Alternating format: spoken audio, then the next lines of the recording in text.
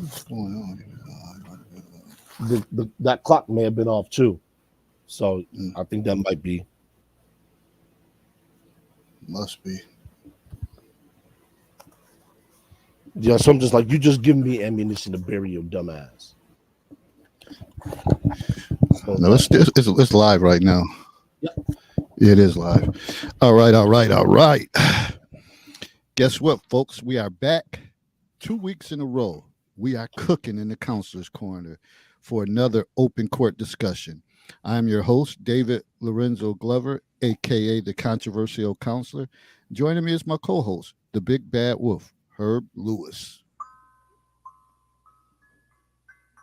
Oh.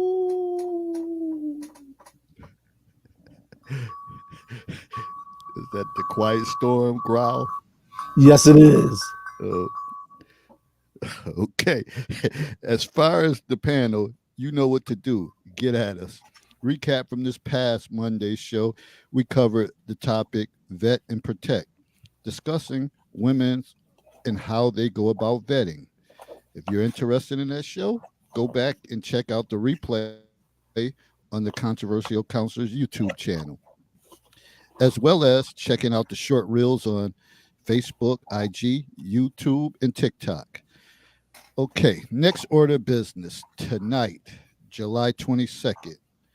We will be we'll be having an open forum titled Voices and Views. Bring your voices and be prepared to give your views on subject matters such as navigating relationships in the digital age, mental health, self-care, social justice, Biden and Trump or Harris and Trump, um, personal growth and development, education or lack of education, or technology and innovation. These are just some examples that could be covered. Um, so, what's on your mind? Please like and share our video, and don't forget to tell a friend to tell a friend to subscribe to the YouTube channel, The Controversial Counselor. We made some progress after last week's broadcast, picked up 6 subs, now sitting at 879 subs, 21 more to go for the next goal, 900. So the time is now. Let's go, people. What are you waiting on?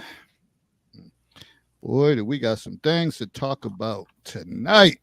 Man, oh man.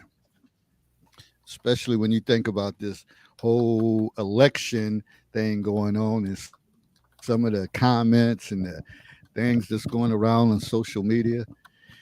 It's going to be quite interesting. But before we get into that, let me see. I don't really have no housekeeping information or anything. I'm just laying low. So I guess life is simple right now.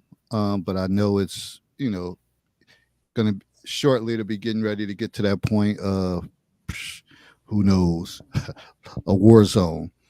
But that's all I really have as far as now. If something comes up throughout, I definitely will share. What's going on with you, Herb? Nah, man. Still trying to rid myself of the lingering effects of this congestion. This has probably been uh probably the worst cold I've ever had, and certainly in recent memory. Just some throat congestion. But I believe I said it last week, we're into our second week of rehearsal. I'm not sure what happened tonight. I think the location we had was closed, so I'm not sure if they picked another place to have rehearsal and I wasn't just didn't get the message or whatever the case was. But it's called the Cataract House. And for those of you who are familiar with Niagara Falls, the name should sound familiar. It's the name of a restaurant that served as an underground or a link in the Underground Railroad. We are doing a play reading. It is a reading. We will not be in full dress uniform. We will be reading the script. We are going to do 2 shows, one in Niagara Falls, New York, and aptly one in Niagara Falls, Ontario, since both sides aided in helping freedmen and escaped slaves reach freedom in what was termed the North or in Canada. So stay tuned for details on that. I will be putting that out on my Facebook. I also will be hoping to drop that some information in the counselor's corner. I don't know if there's going to be any charge for tickets. Yet they're still mulling that out. So people just come out and support, especially for those of you who like the art, who like theater, because they're looking to turn this long term into a musical. So I'm kind of thrilled with getting back into the arts and performance arts, especially. And yeah, just support, come out and watch us do a thing.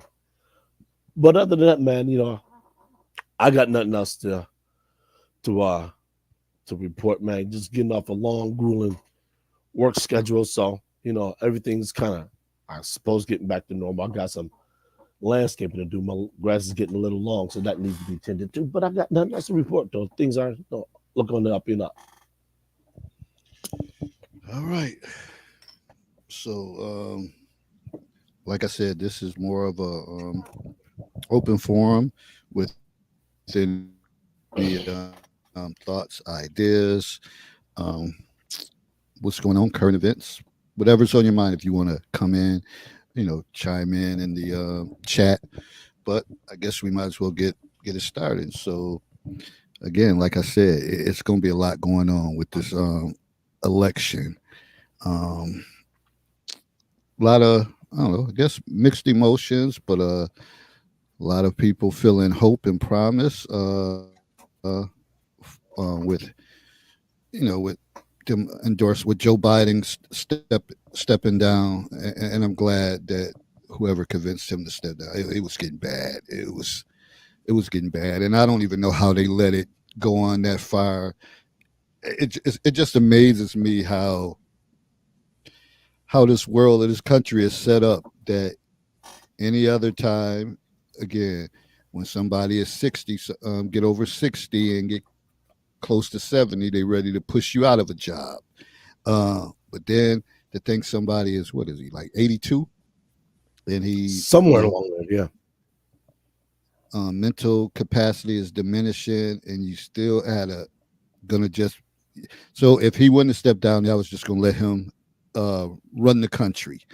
And clearly, he probably needs to be in some type of facility or getting some type of.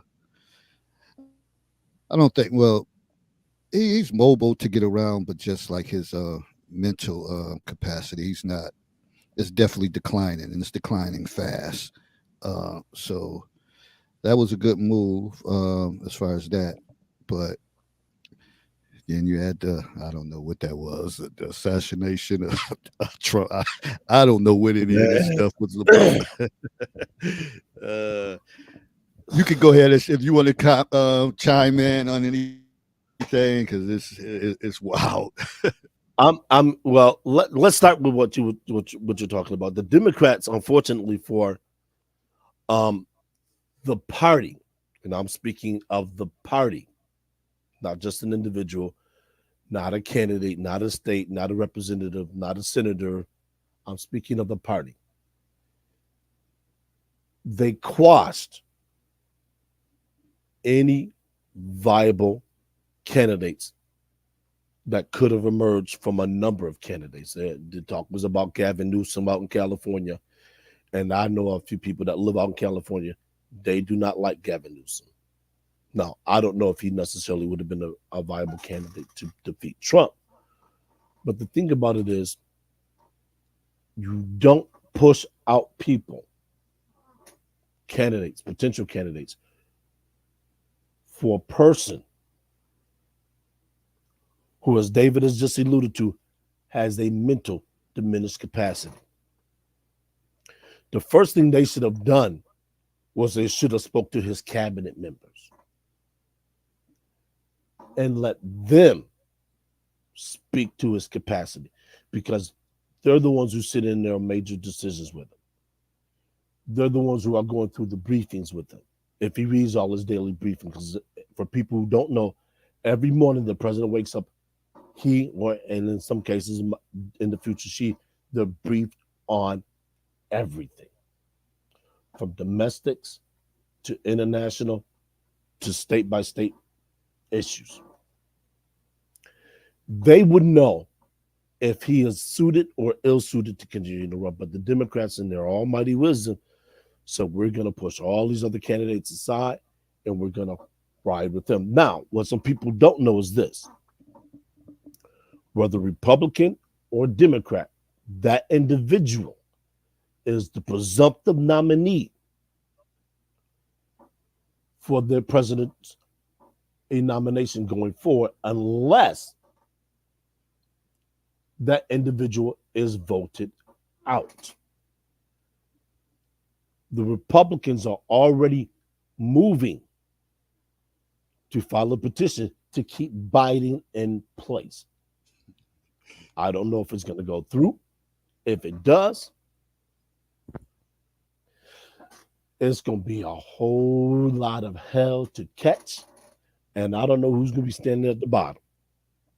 So, as BGS said, we are in one of the wackiest times in politics that I personally have ever seen. And speaking of the whole Trump situation, this reminds me going back to when I was a kid and the assassination attempt on President then, Ronald Reagan. And I remember going to Abbott, walking to school and talking about, his heart was here. It was 3 inches from his chest. I remember walking down 11th Street talking about that.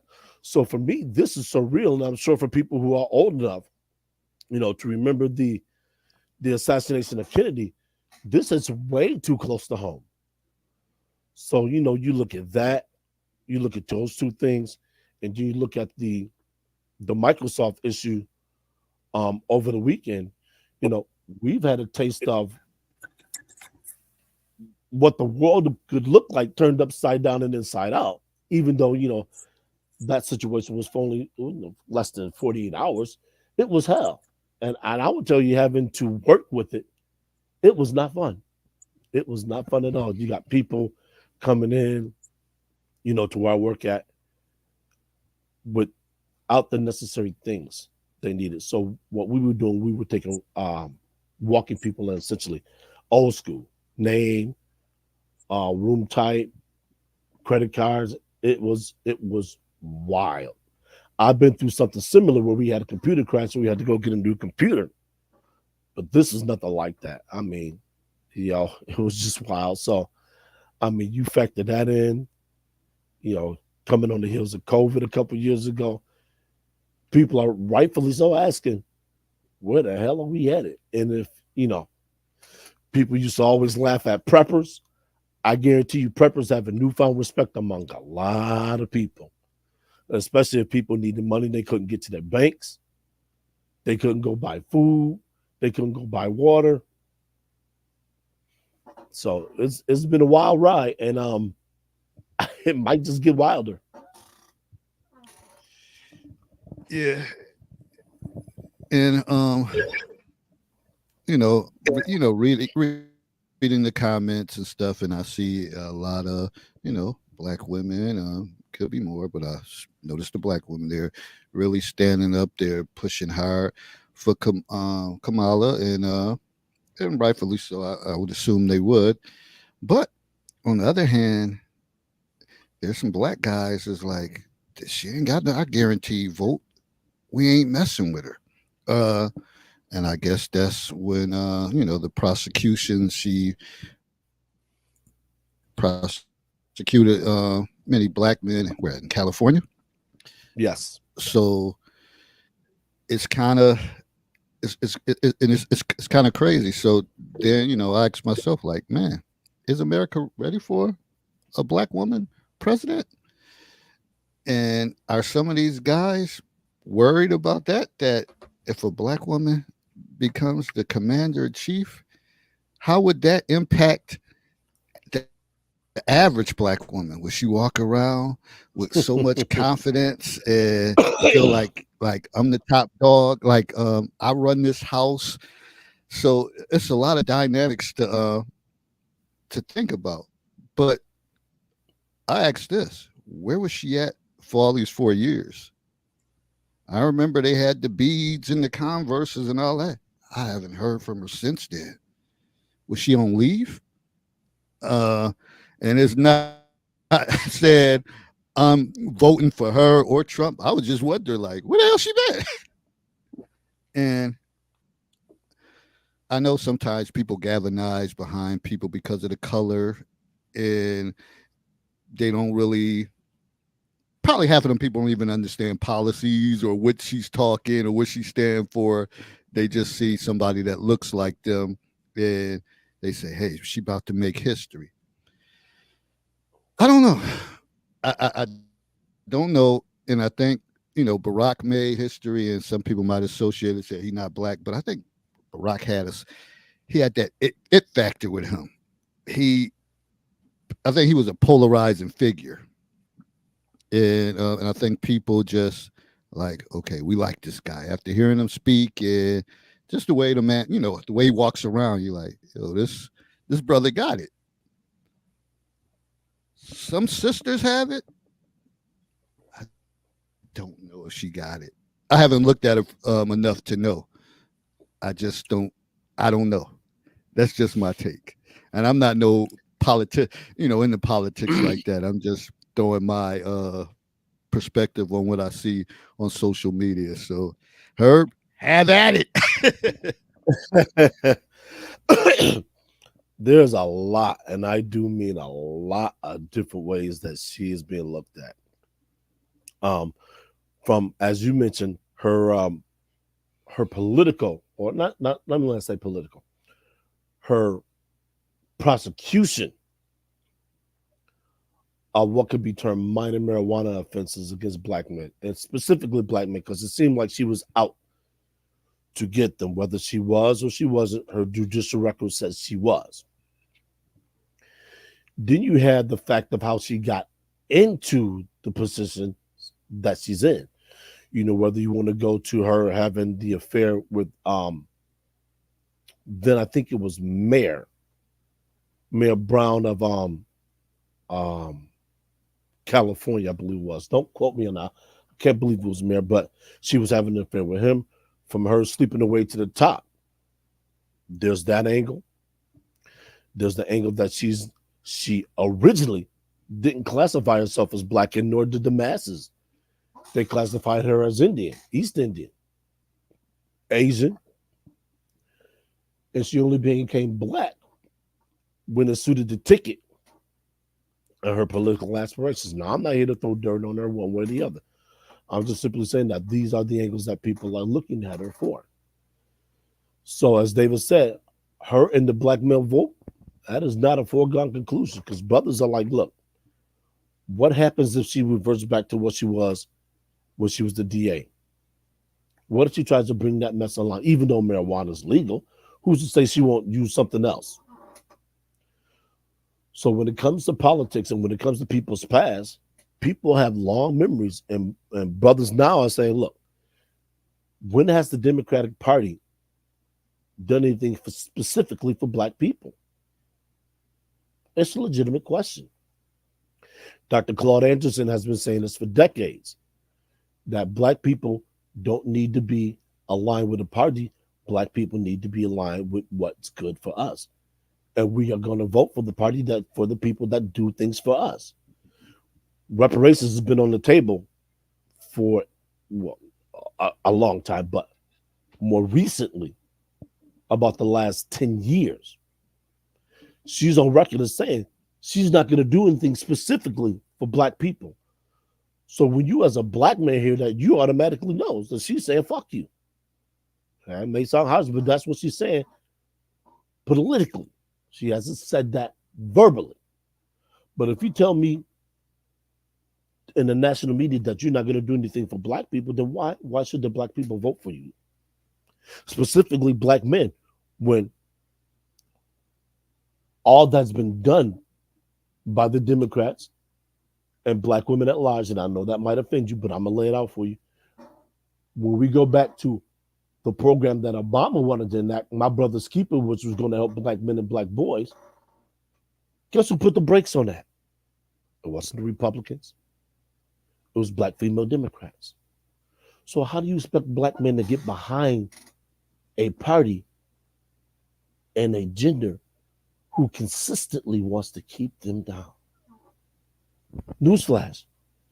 If you thought it was bad the first time around when Trump ran, and you thought it was bad when Stacey Abrams didn't get the black male vote, that was just a small little portent of what's coming down the pipe. You reap what you've sown. I'm just here to tell you, don't expect support from black men when you haven't supported them. And that's been something we talked about on this platform for a number of years, is the reading levels of black boys, black women are always talking about. There's not enough viable black men to go around for us when we get out of college and when we get our degrees and when we start building. We can't build with nobody. Well, damn, it's a wonder. Y'all want bricks, but y'all won't even make the foundries to create these bricks. So you get what you got.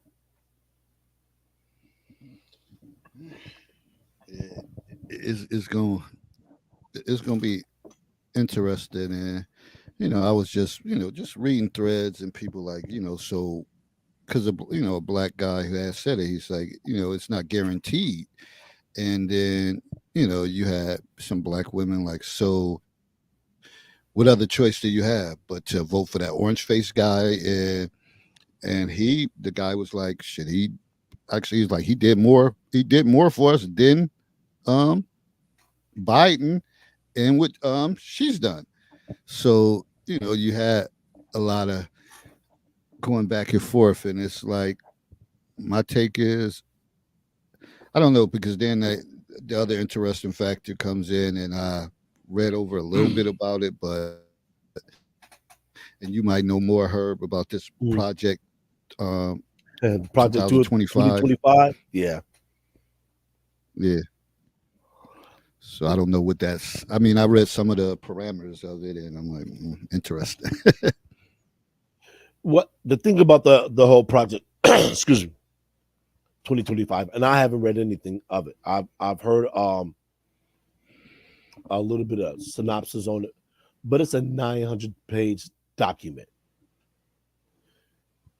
That's a piece of legislation, and from the things that I've heard of it, is there's a lot of common sense legislation, and then there's some legislation or supposed legislation and things that can't be done by a president alone.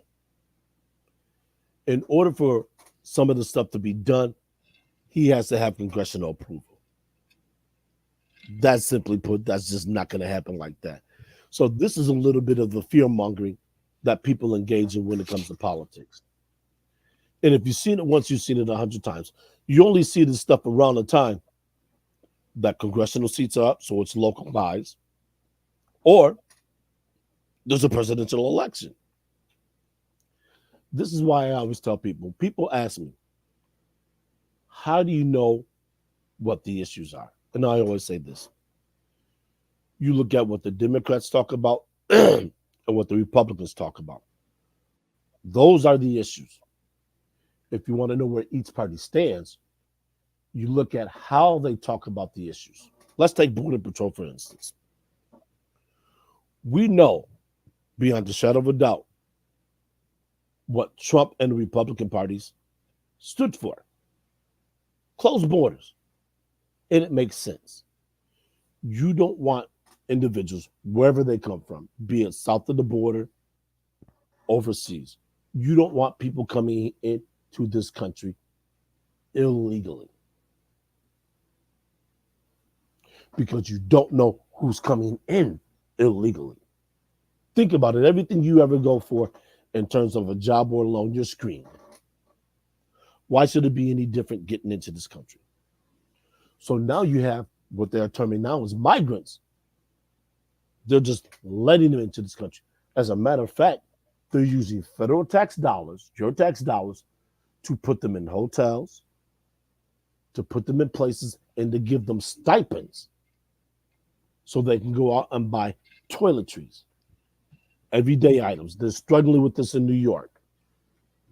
As if New York doesn't have its own financial issues, now you want to add another unforeseen issue that could be stopped at the federal level.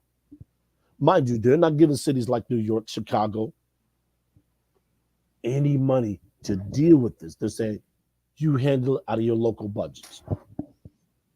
So now when your programs start getting cut, and they will because they're going to have to make up for the budget difference, when your classrooms and your schools going out,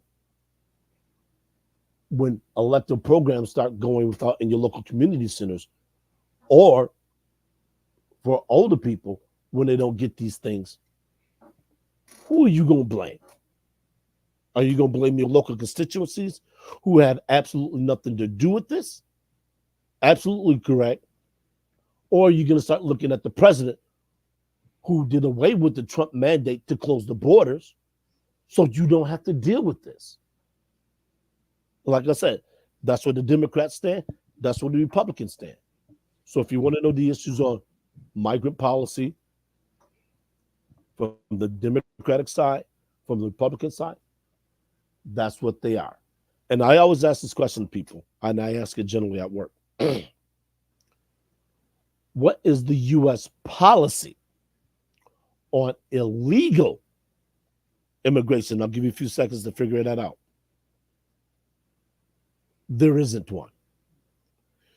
The U.S. has a policy on legal immigration. Nothing to do with legal immigration because it's never been a problem.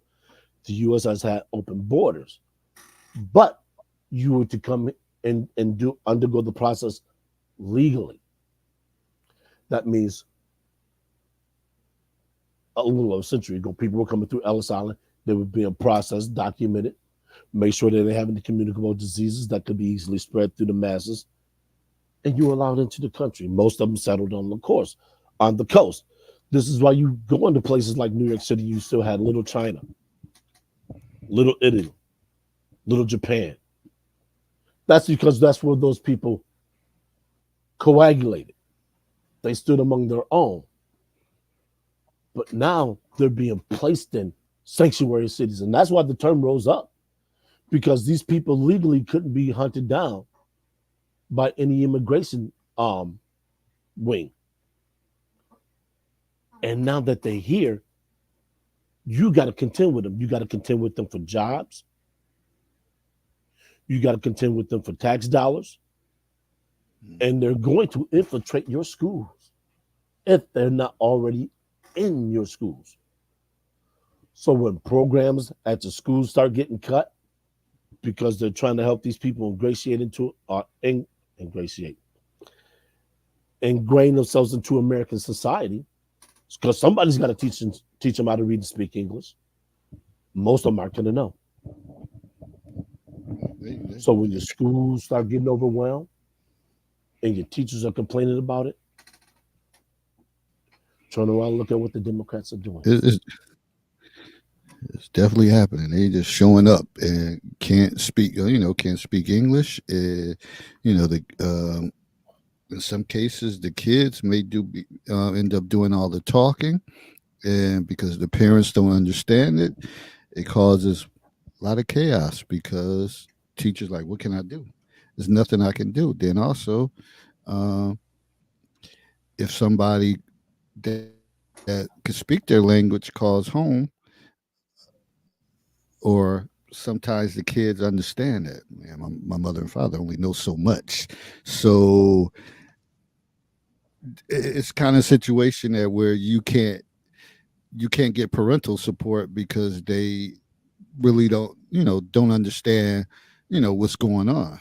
And sometimes the kids can kind of manipulate that situation. Mm-hmm. So, and again, you end up cutting programs because then you have to hire ESOL teachers, the English second language teachers, to fulfill those programs. And meanwhile, other positions been cut because of that. So it's a mess. And I always wonder, like, how do other people come in here? But we always have our own problems. We got homeless people. We got black folks can't get a damn thing to start a business, but other people could come here. They could flourish. I guess it's the land of the opportunity. Some of us, we don't get nothing. Don't make sense. Never made sense to me. To highlight Greg's second comment, because that's something that I don't think a lot of people are aware of. I'm talking about this. Greg, this one? Yeah, nope, nope. The other one, you were right. Yep. Greg Cooper says, imagine a negative impact on a classroom caused by a non-English speaking child. Excellent, excellent statement. And that's rarely going to be the issue. For those of you who are unaware, they have what David just referred to as ESOL, which is English second language. They do not put these kids in normal classrooms. They take them and they put them in the classrooms of people who are learning English as a second language. So, as David said, they can't hire new teachers because they have to go out and get teachers who speak these respective students' languages and they teach them in that language. Also, additionally, they're teaching them how to speak English simultaneously. These and this money are coming out of local school district budgets. So when I talk about what I just spoke about, this is what I'm talking about. So people are talking about, well, we need more teachers. You got more teachers. The only problem is these teachers are going for a specific reason. And this problem is not going to get any better. It's only going to worsen. Why? Goes back to dating. Americans aren't producing enough kids. This country needs new bodies to spin, to reproduce, to keep filling the ranks. In order for this country to maintain its population and its growth, women need to produce, I believe, every woman needs to produce 2.1 children to maintain that level of population. We are well below what's return replacement level. In other words, we are in a negative. Ooh, thank you, Kim. I'll address that in a moment. We are in what's termed a negative population growth, meaning we're not producing enough people. That gets into data. We'll get to that too. Kim Wilkes says bilingual is also paid at a higher rate, so she's seen. And it stands to reason. They're bringing a skill that most American teachers don't have. They speak multiple languages. So guess what that means for people in about 10 years or so who naturally speak, whether it's Spanish or another language where immigrants are heavy from, they're going to get preferential treatment when it comes to hiring. Why? Because they can teach in multiple languages. Something else to think about. People, y'all got to understand how all this stuff is intertwined. How when one domino falls, multiple dominoes are coming behind it. I know dominoes fall for it, but dominoes are coming behind this one. People. And I like I say, I'm not here to tell you how to vote. I'm only here to implore you to vote. But make sure when you do, you understand what it is that you're voting for. Because some people just get in there and they just say, look, I'm voting, da da da da da. It reminds me of the old CTBS test where people would just pencil in bubbles and not care. And then when they end up in some class with people that are, wait a minute, I'm not supposed to be in this damn class. I know that's. Go ahead, Dave. And I know that to be true. Because when you go to vote and they have all these policies and all this language that people, I know damn well that they probably don't understand, and they just marking off stuff, and they just doing it to get the sticker to come back. I exercise my right, or whatever the case is. Don't even know what the fuck just had happened in that little booth thing, and they walking out, take their picture, post it on social media, and I feel accomplished. I feel accomplished. So that's the shit show that is kind of begun, and I can tell it's already starting by the way folks are interacting right now and there's people already talking about deleting people because of comments. Well, Oh, that they might make about uh, Kamala Harris, and I'm thinking like, if you don't want to get into these discussions, don't post it. Just don't talk about it if you don't want nobody to come back with a different opinion than yours, and if it's gonna hurt your feelings, then don't get into that type of dialogue. But people want to fit in. It's trending. It's trending so that people want to fit in. Yeah, I haven't commented politically on Facebook in years, and the one thing I have noticed when I stopped doing it is it cleared up a lot of the nonsense that neophytes generally engage in. What I mean by that is this: you have people who only speak about politics once every 2 or 3 years, or their angle is the same. They don't like Republicans because they're racist. They don't like Democrats because they're pro this. I'm just like, look, at the end of the day, the people you associate with, whether they're Republicans or Democrats, ideologically, philosophically, what do they do in their personal lives? Because more often than not, what people do in their personal lives is who they are. So do you see your neighbors outside with their family, playing with their kids, or having get-togethers, or going to do things? That's who they are.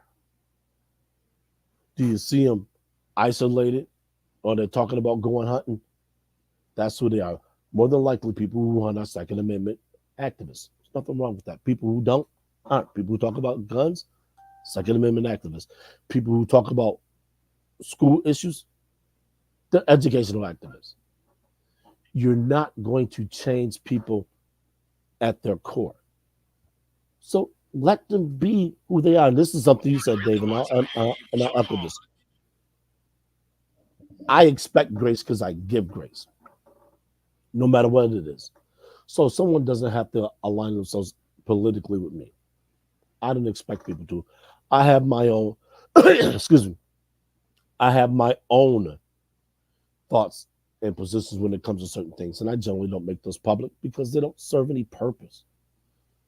I'm going to go vote according to what I deem my needs and the needs of my people are, particularly Black men.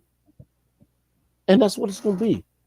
I'm not here to convince somebody that you need to vote this way because it may not suit their needs. It may not suit what they want long term. It might misalign with what they believe in. So let them be and be friends. It baffles me how politics, such as it is in this country, drives a wedge between people to the point where they don't want to speak to people anymore. And I'm thinking, you're not going to write the policy. You're not going to vote for the policy unless it's an amendment or something that's on a ballot, which comes along only once every so often, and it's an initiative. Do you think this prop should be passed or not? That's it. So once that prop passes and they want to rewrite it in some way or form, guess what?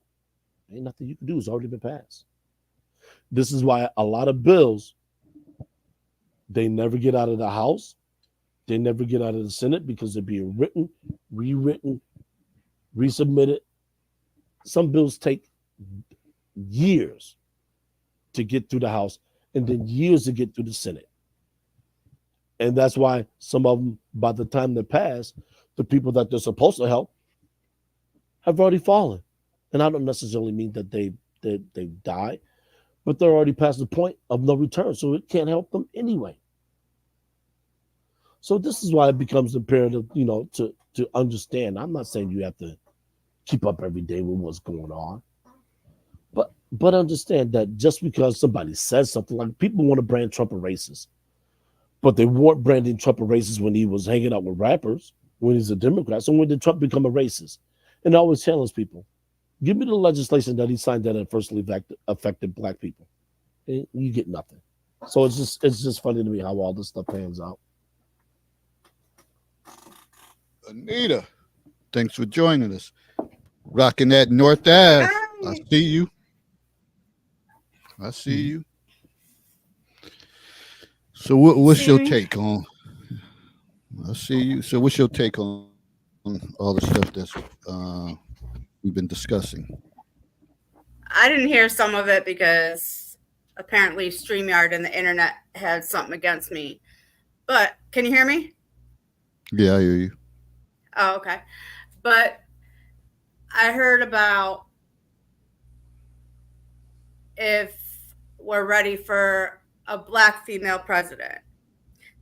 I think we're ready for a female president, no matter what color, ethnic background she comes from, as long as the people vote for her and her ideas align with the people, right? So we're one of the only countries that has never had a female head of government, president. And I'm kind of wondering why that is. I don't know the answer. I think we were built on a patriarchal system, and maybe that's what our country is comfortable with. But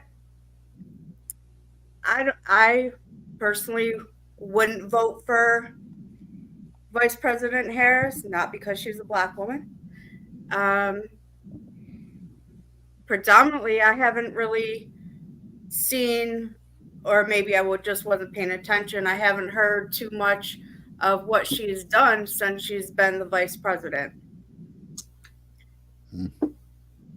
Have you? Or maybe I just wasn't paying attention, but I haven't seen or heard anything about her other than she's wholeheartedly 110% supporting Biden because of course they were teammates to begin with. So Well, I mentioned that earlier. I said I haven't heard anything since the Pearls and the Converses. So that yeah, was the last thing I heard. so didn't since I didn't like Biden as our president, I don't think he did a very good job at a lot of things, and a lot of things could have been better. Maybe it was the peer pressure that he was under. I don't know. I I feel like if I didn't like Biden, I won't like Harris as president because it seems like they were supporting each other, right? That's why they were president and vice president running, or that's my perspective anyway. So I wouldn't vote for her. I mean, JD Vance, I know a little bit about him. That's it. I just know a little bit about him. I know if he does become vice president, he'll be the youngest, I think I heard. Excuse me, I don't know his views.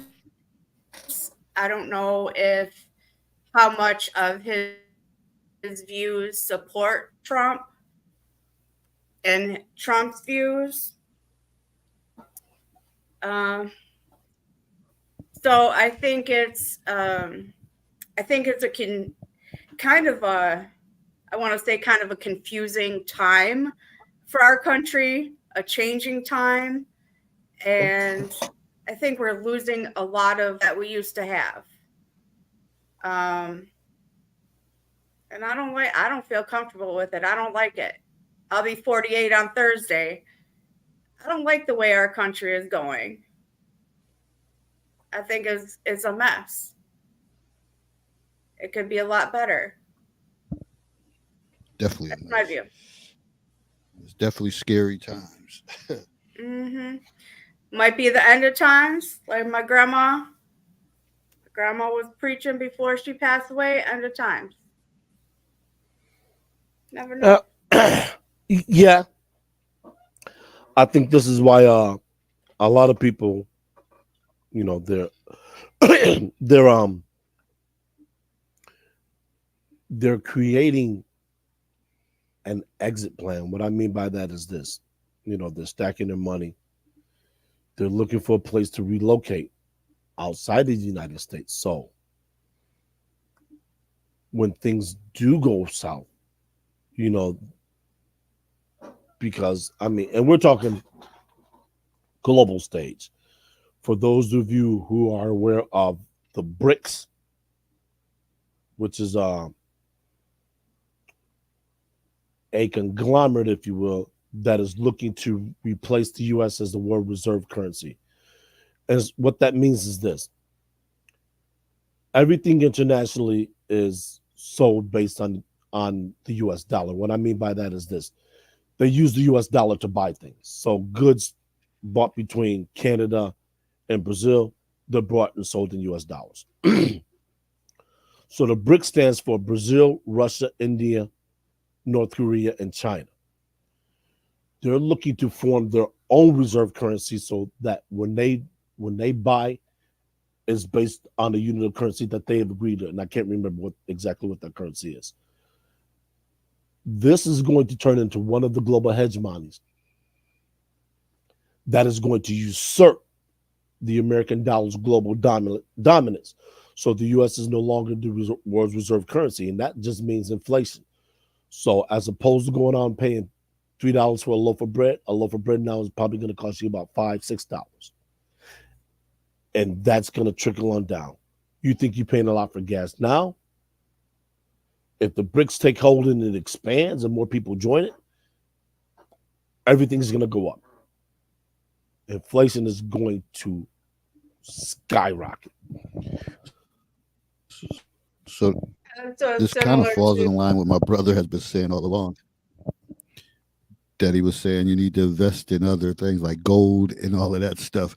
He was like, because the U.S. dollar is losing value, and he was like, that's why he kept buying gold. He's like, and I did read in that policy 2025 that it mentioned about gold, using that as a form of currency stuff. So I'm like, damn. I guess if that's the case, then he was dead on. He was dead on with it, and people didn't listen. I didn't listen either. Shit, I didn't listen. Yeah, it's and another similar to Europe, Germany. When I was living in Germany in the late 90s, Germany had the Deutschmark, and then some years later, they all changed to the euro. Right.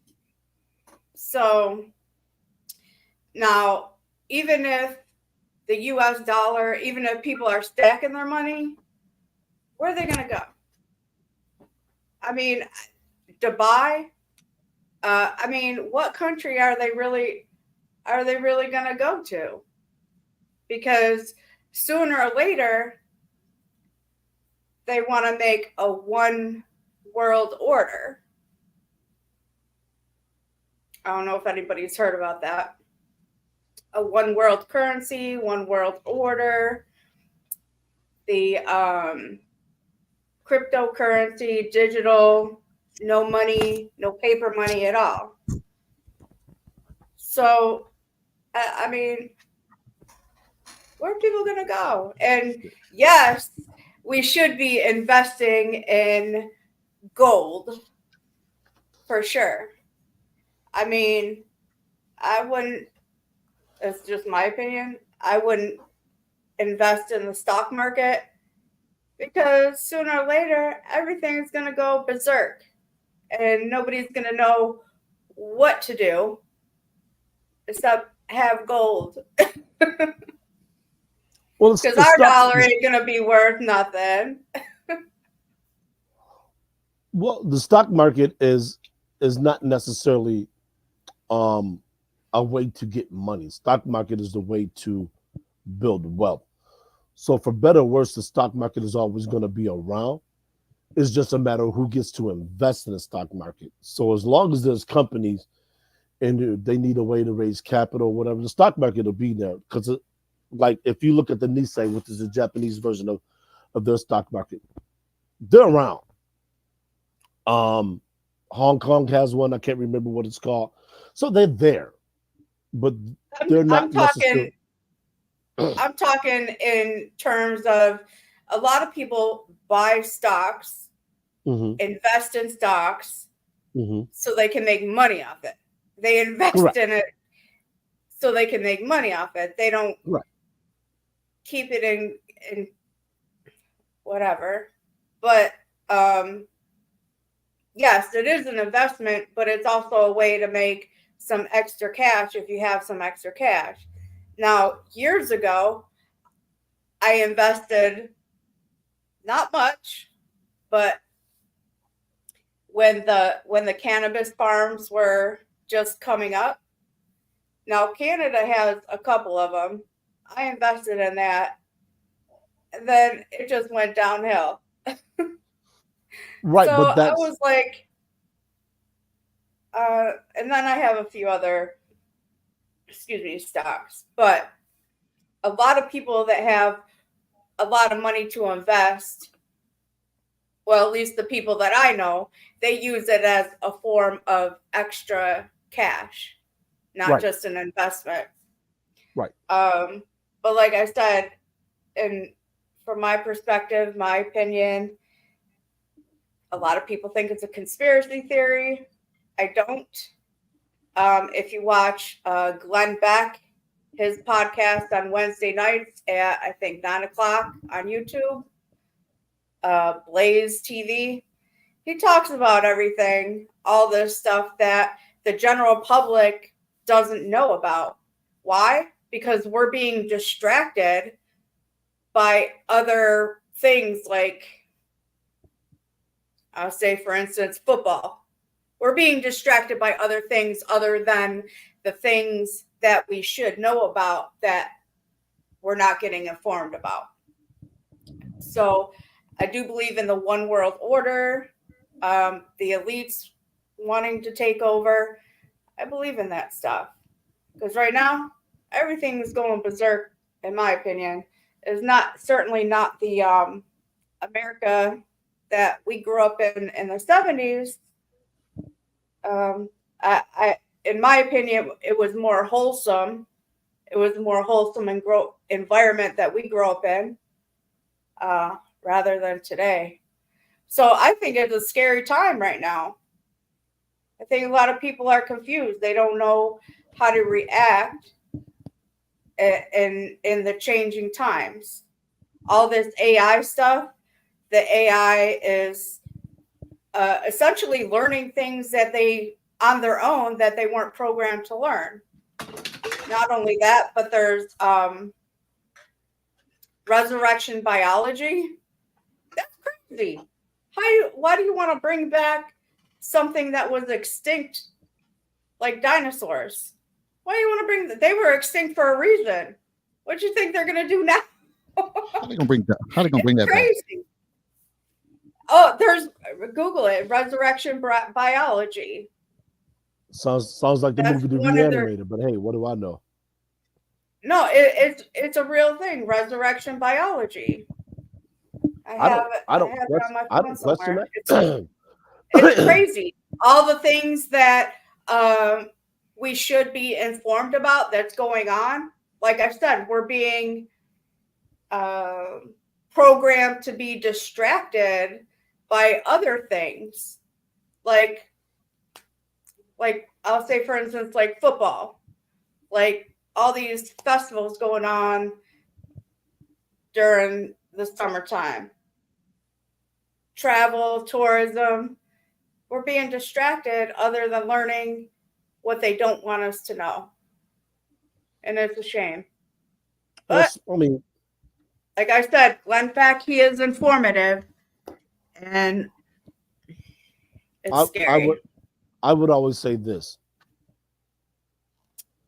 We grew up in an era where Star Trek, the series Star Trek, was deemed as sci-fi. It was deemed as stuff that really couldn't happen. The Jetsons. We grew up in the era of flying cars and teleportation and being able to have a conversation, a wireless conversation. And most of that stuff has come to pass. We see wireless conversations. They showed not Judy, the wife, I don't having even a like doctor's Jurassic visit, Park, Anwar. having a doctor's visit via telephone. And that's happening. Society progresses, technology progresses. Some of this stuff isn't as far-fetched as we think. But because we have so many people from different generations living, they see this stuff and they say, hey, this isn't the way God intended for us to be. Well, who's to say what's intended for what? Think of what we would think of what this world would be without, I'll say two inventions, but it's really one. Think of what this world would be without the production of electricity. The world as we know it would not exist. But you would have people who would sit and tell you that the development of electricity is a devil's creation. Why? Because they don't think it's something that should have been done. It's as simple as that. So you have people who back these conspiracy theories, who back this because it scares them. And what I always tell people is this: if something like that scares you, dig into it. And don't dig into it to try to prove a conspiracy or to disprove a conspiracy theory. Dig in it to understand it. Newsflash. AI has been around a lot longer than we think. We just associate it with computers. Think about punch cards. And Dr. Anwar can tell you about this. Punch cards were used to determine what color yarn was going to be used to create garments. This is what the machines read to make things. That was the cutting edge of technology then. Interchangeable parts. All this stuff just progressed humanity forward. It's not good or bad, it's how you use it. Atomic energy. Some of these worlds' power is produced by atomic energy, but when we hear atomic energy, we tend to think atomic weapons. We tend to think of Hiroshima, Nagasaki, 3 Mile Island, Fukushima, Chernobyl. So when people hear about atomic energy, that's a thought. Nothing about how it powers homes. This is why I always tell people, when people talk about conspiracy theories and AI, well, what do you know about AI? Well, it's taking our jobs. Newsflash. Every advancement in technology replaces some portion of the human workforce. Always has, always will. That's the human progression, is to give us more spare time so we can indulge in things like watching football, the arts, listening to music. Think about it. 200 years ago, there was no Hollywood, silent movies. Your entertainment was going out working the fields, come home eating, wake up doing it again. Getting your harvest together so people in northern climates can survive the winter. Laying down railroads was done by hand. That no longer is the case. Most of that stuff is done by machines. Do we really want to go back 100 or so years and live like they were living? Or do we want to live like we do now, where I can press a button, turn on a light, turn off a light? We're here. So we can either make the best of it by learning how it works, so we're not scared of it, or we can just keep burying our heads saying, AI is coming to get us and there's nothing we can do. War Games, the movie War Games I think it was War Games, was a quintessential example of how AI run amok could do something like that. And for those, I think it was War Games, the movie with Matthew Broderick, I think it was. This computer simulated an all-out nuclear war. Ran scenario after scenario after scenario. And then after about 5 or 10 minutes, it just stopped. And the computer says, there are no winners. Now, we could talk about being hell-bent on AI trying to take over humanity and trying to destroy humanity. As Dr. Anwar said, nature finds a way. Nature's not going to be stopped. Never has, never will. Ice Age, the Earth recovered. The meteor that killed the dinosaurs, nature recovered. That's why I tell people, stop feeding into whatever it is that drives your fear mongering and go out and learn about it. I guarantee you, the more that you know, the less that you fear. I'm not worried about what AI is going to do 30 years from now, because chances are 30 years from now, I'm not going to be here. So if they want to treat me like Walt Disney and cryogenically freeze me until they find out a cure for what might have killed me, hey, science, it's progressing. But this stuff has been around. Walt Disney was cryogenically frozen 60, 70 years ago in hopes that they could unthaw and find out what killed him. Demolition Man was a movie predicated on cryogenics. So people, don't run from technology. Go find out what it's about. Go find out what the cutting edge technology is, how it's going to be used, and more importantly, how you can stay employed using it. We're using it now. It's called the gig economy. There are YouTube creators who are making bank by feeding into people's worst fears. We talked about Derek Jackson. How do you think he made his money? Selling dreams to women who were buying into him. Oh, People, get on it. Get with it. because Stop some running of what from he says makes sense. it. Makes sense to whom?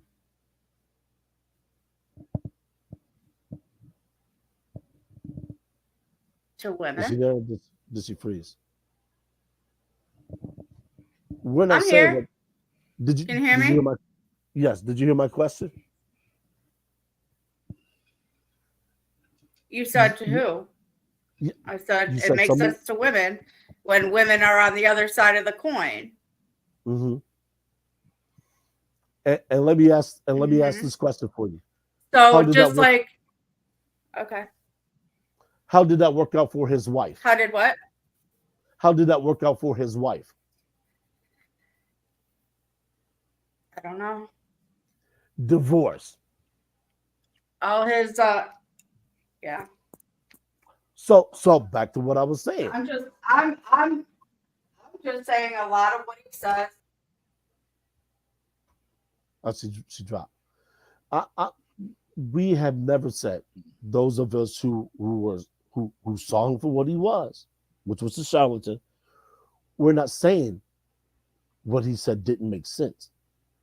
Anything makes sense to somebody who wants to believe what they're being told. It's an adage I heard somewhere. Men don't have to lie to women. Women will lie to themselves. So if a woman wants to tell herself something about a man that isn't true, so it makes her feel better, so it makes her sleep at night, she'll make herself believe it. Same thing with a man. If a man wants to tell himself something about a girl, oh, she's a good girl, she just got caught up.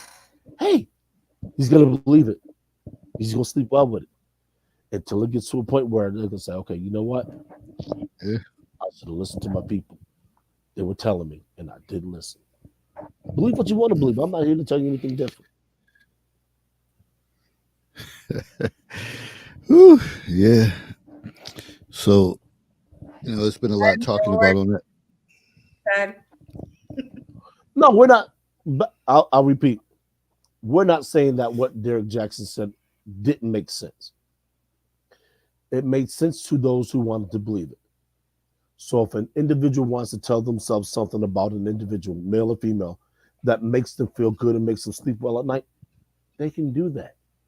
Eventually, it gets to a point where that person says, you know what? My people told me about this and I didn't listen. Now I'm finding out the hard way. Men don't hate Derek Jackson. People think men hate Derek Jackson. We just said, look, the guy's a charlatan. He only telling y'all stuff because it makes you feel good and it makes him money. Bravo. Get paid, young man. Get paid.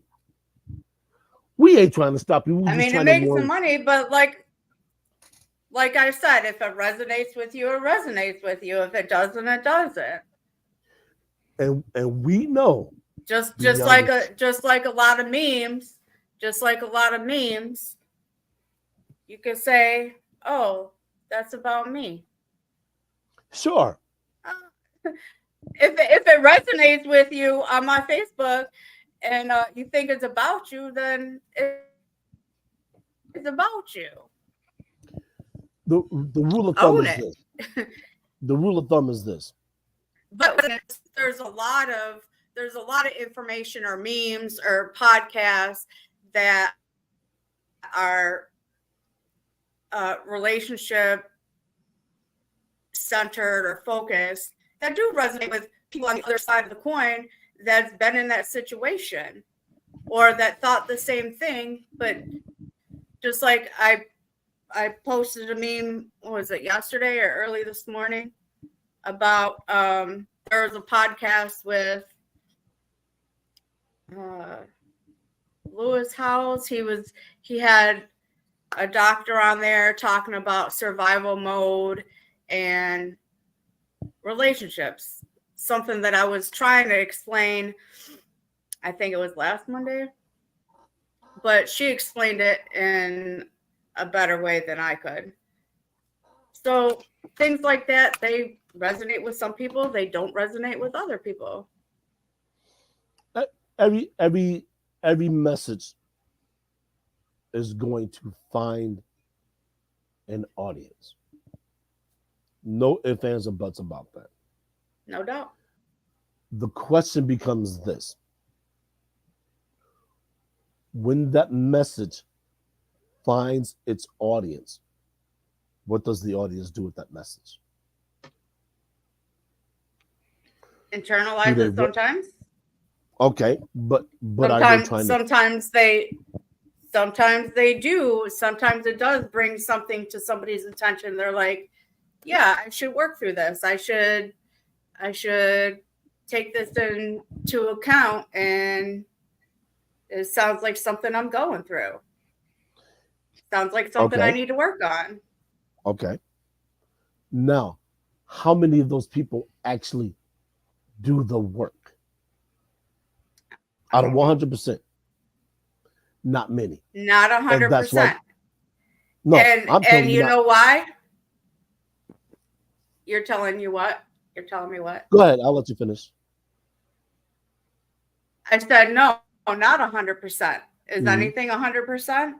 I don't know about that. But no, not 100% of people are working through it or addressing it.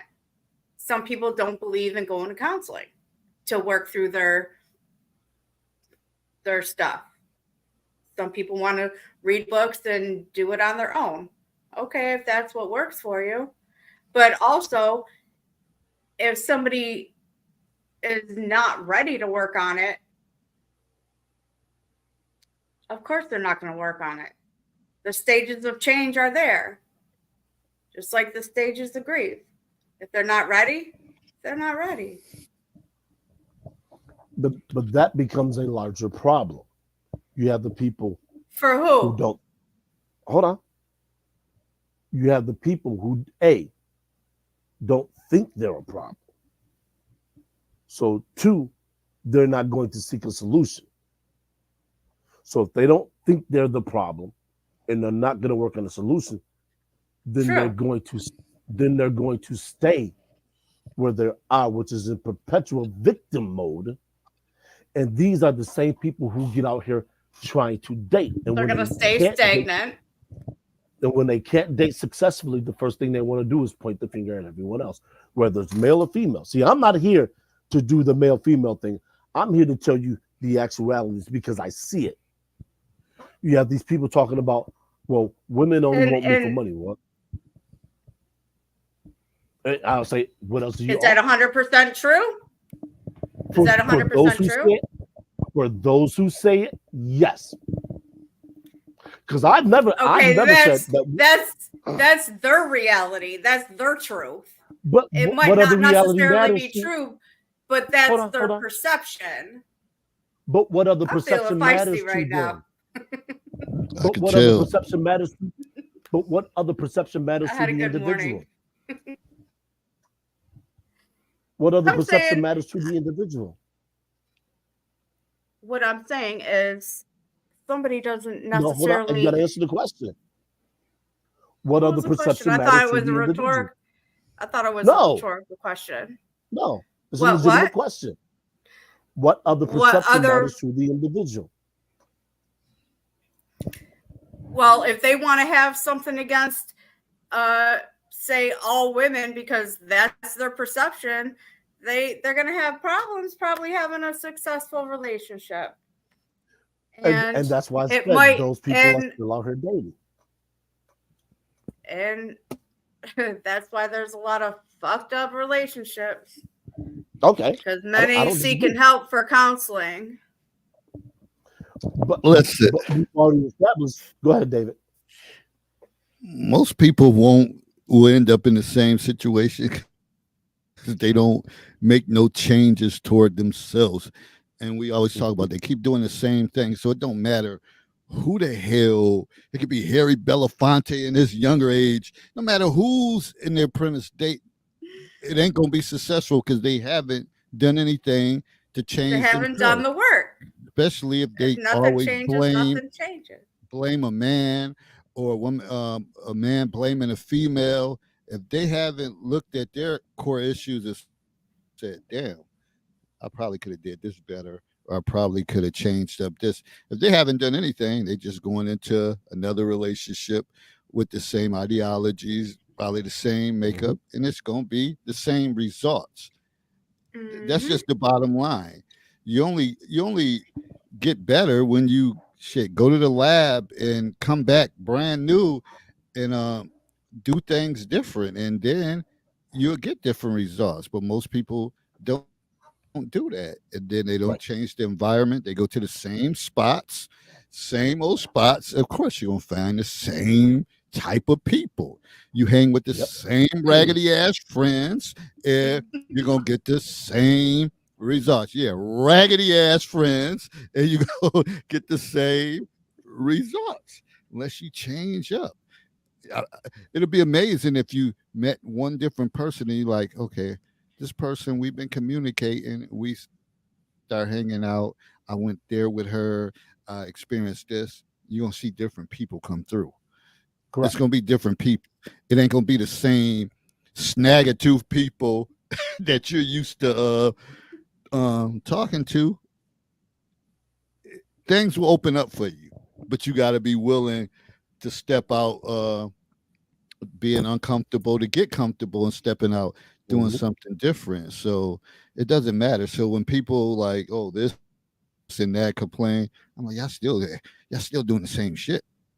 You're still doing the same shit. So nothing will ever change. It's the bottom line. That's like an athlete who wants to get better in his game, but doesn't do anything, doesn't put hours or practice to anything. And that leads me up to the point, and it's open forum, and I'm just going to kind of tie into this point.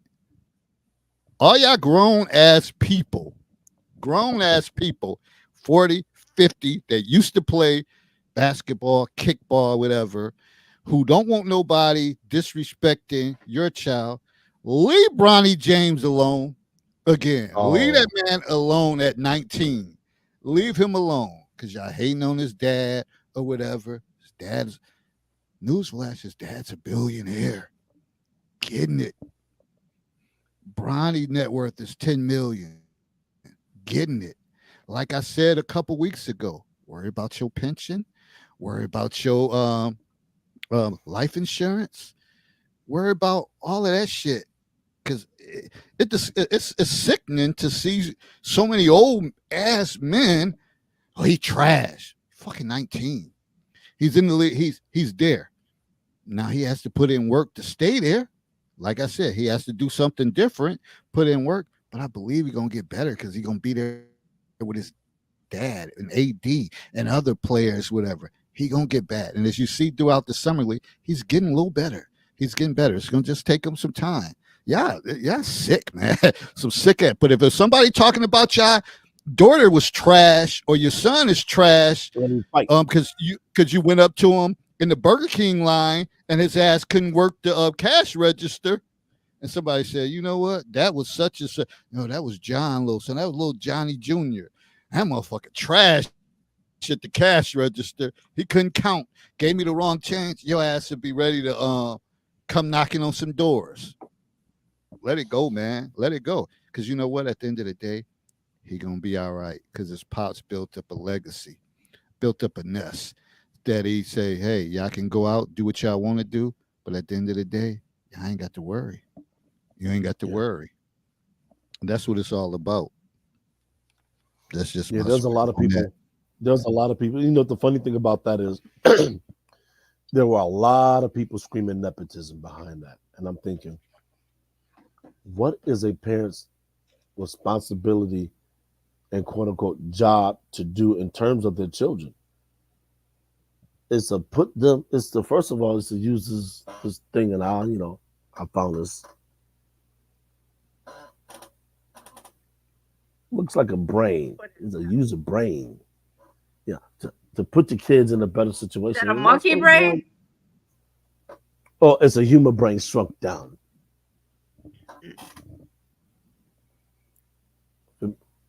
Kind of hard to see, but anyway, it's to put the kids in a better position to succeed, to be ahead of where you were, and he's done that. Whether people think it's nepotism, cronyism, or whatever other kind of ism you can come up with, he did what a parent's supposed to do. Make sure his child is starting off better than what he did, and by all metrics, he's done that. So people, like David said, people trying to come at this man sideways. First of all, at his age, 99% of the teens in this country can't even make that claim of being a professional at his age. Having achieved possibly his dream. I don't know what Bronny's dreams are. I don't care. But they can't make that claim. So I haven't posted about it. I've seen all the posts, and I'm just thinking is sad. It's almost endemic of what adults do to kids. And at 19, he's still a kid as far as I'm concerned. And they don't see anything wrong with it until, like David said, that is turned against somebody that they birthed, that they raised. All of a sudden, now they got a problem. Let that man be. And either you enjoy what he's doing or you leave him alone. But you don't have to sit here and assassinate his character, denigrate what he's doing because you don't like his father or whatever else the case is. Just let that man be. Let him do what he does. Let him do what he's doing. Yeah, Anwar, who is Lewis? Who is he? He's talking about the person. He's talking about the person you were talking about.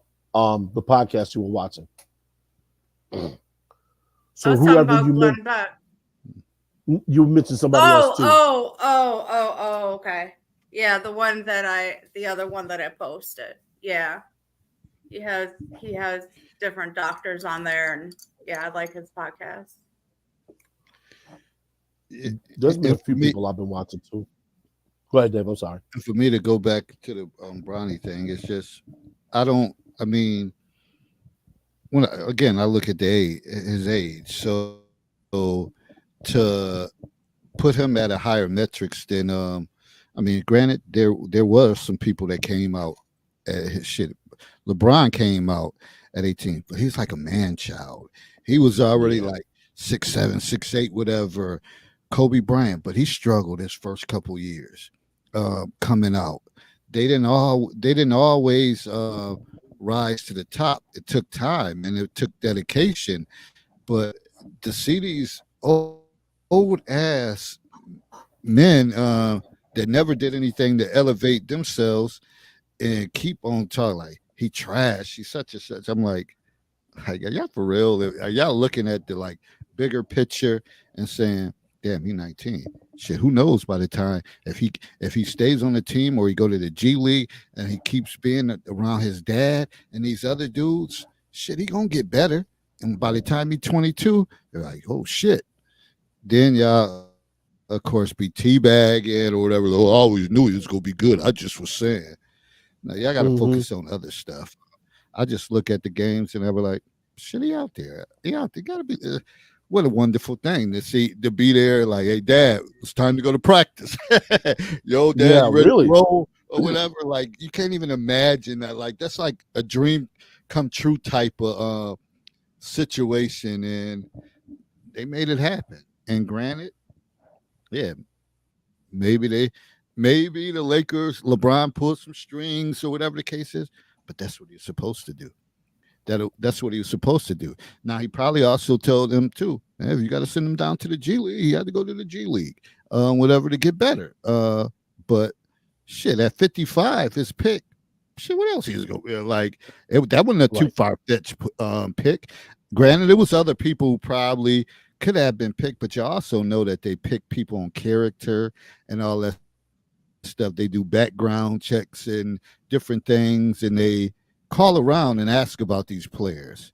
So Bronny superseded all of them when it came to who was his dad, who raised him, and what he stood for. That some of them other guys, shit, could have single parent homes, dad in and out of jail, character issues. NBA, they don't want to be a part of that. Look, for example, what they trying to do with John Morant. And then he had his father and mother, but he cutting a fool and supposed to be the face Yeah. of the NBA. Yeah, I haven't heard So anything about John Morant in months. I'm like, no, damn, he where the been kid chilling. disappeared to? No, he been chilling, whatever, getting healthy, and he coming back fresh. But he should have never got into the shit he was getting into. It didn't make sense. Yeah. Dude, you had so much money that was on the table and you left it because you want to hang around with, again, raggedy ass friends instead of saying, yo, I don't do that no more. Shit, I Right. got 50 million on the table. Shit, y'all can hustle and do whatever. I don't gotta live like that. If Right. y'all get yourself right, I can help y'all do something Correct. different. But nah, put guns and shit like that's so stupid. Take them guns away, your asses. Be running somewhere, get chased by somebody, whatever. Can't fight a And you know what the lick. real funny thing about that is, and I don't know, maybe it's just black culture, but LeBron has given players the blueprint on how to make money legally, easily, using each other. LeBron has did something that I didn't think was going to work, honestly. When he put his man on to become a sports agent, I just didn't think it was going to work. I'm like, I don't know if this man has the chops to stay in there with the likes of I can't remember his name right now. I said, I don't know if he has the chops to stay in there with them boys, and he's done it, Probably David and he's Falk. done it well. I'm trying to remember Michael Jordan's agent, and I can't remember right David now. Falk. Was it David Falk? Was it David Falk? Think so. I'm thinking David Falk. the other guy. I can't remember his name right now. But sports agent, sports medicine, advertising, all of these venues are capable of making many multimillionaires. Advertising sells itself. Advertising is what's driving the revenue for basketball, NBA, WNBA, every sports league. You look at the revenue for even for the sports league that's quote unquote doing the worst, NHL. Their salary cap goes up every year because of advertising revenue. So you start getting into sports medicine, you start getting into advertising, you start getting into product making, research and development. All of these are sports driven. You have blacks that talk about making their own leagues. Well, how do you think that's done? Ice Cube, Big Three. Ring a bell? He's taking people who are done with their NBA careers, who still got some tread on the tire, and he's making a league. He was now whether he could have paid or not is a different story. But he offered Caitlin Clark, Ice Cube, the rapper. Mm-hmm. Okay. Basketball league. And he's doing reasonably well. Acting, music. He's a conglomerate. But black people don't want to do this. They want to hang on to some far-flung notion that you gotta do illegal shit to get paid. Why? I don't know. That's why I asked, is it the culture? Because we seem to be the only culture that thinks that that way of living is conducive to making it big. Newsflash. Very few, and I mean very few drug dealers make it out alive or without going to jail. Some people point to Jay-Z. I'll say, okay, name me another one. Oh. Blueprint's there, people. Use the blueprint. Jay-Z made a couple albums called The Blueprint. KRS-One made an album called The Blueprint. Use the blueprint. Get your boys together. All that dope money you making, go buy you some real estate. Go start moving people in there. Turn your business. Get your girls together. Stay off the stripping pole. Get your enterprise. I don't care how you make your money, but if you're gonna make your money like that, at least invest it. Go buy some real estate. Start to create businesses through real estate. Everybody's always gonna need a place to live, clothes to wear, something to eat. Go buy some farms. Mm-hmm. Start planting crops. Start selling food. They're there.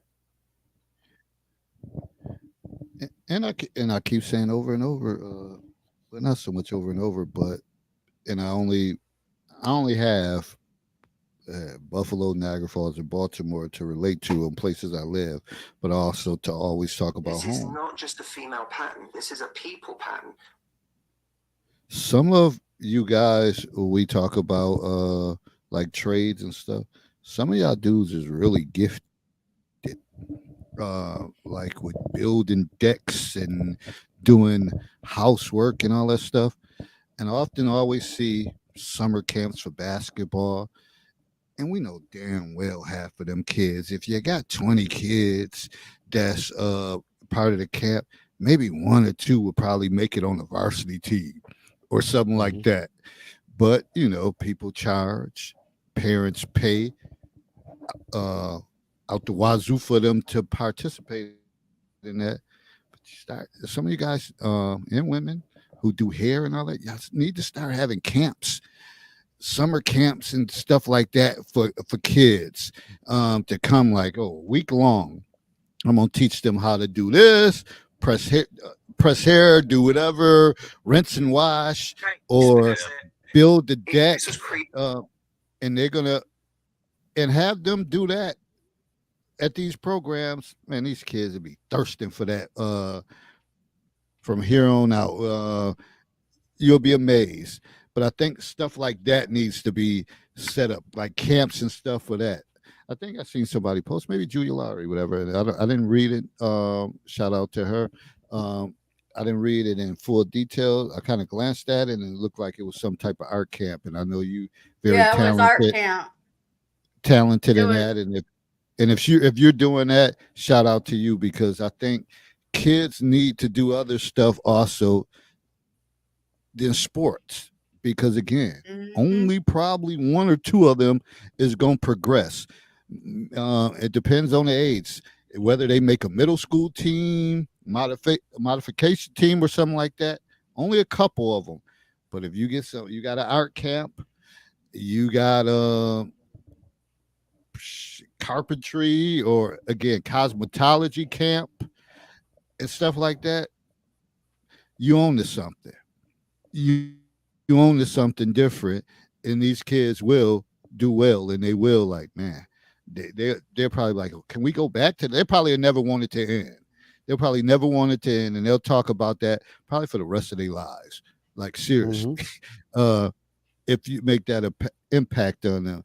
So I think that's some. I don't have no skills like that. I just talk shit, but I don't have no skills like that to run a camp. And I guess I could. I could probably run a camp on how to write a book or something. But I- I'm thinking about something that's can make them money on a regular basis.